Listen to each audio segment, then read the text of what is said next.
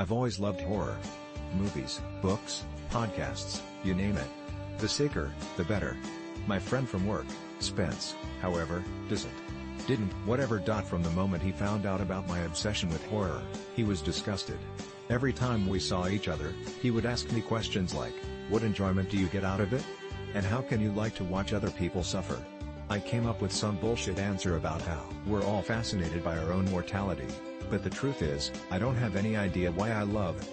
I just always have.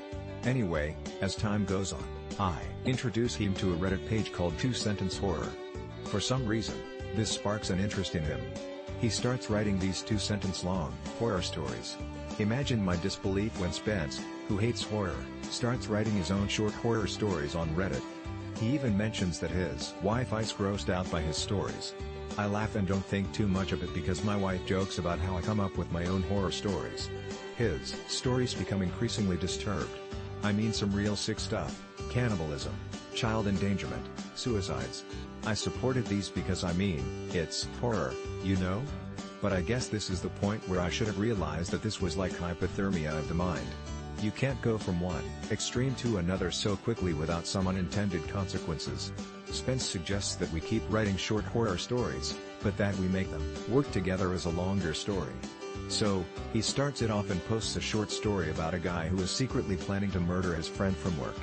This first story is dark, and mainly follows the main character as he follows a friend home and watches his family from the street.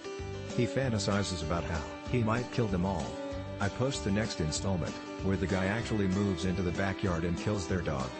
This is where the real trouble begins. I wake up the next day, and my fucking dog is gone. I can't find him anywhere. He sleeps outside when it's nice out and he's never run off before.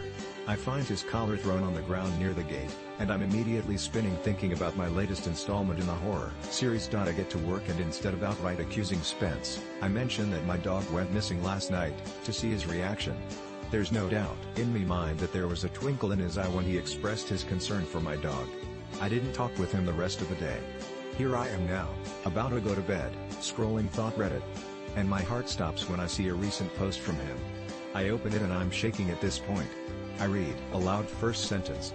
Tonight, I finally got into the house. And I hear a faint creaking sound of the stairway.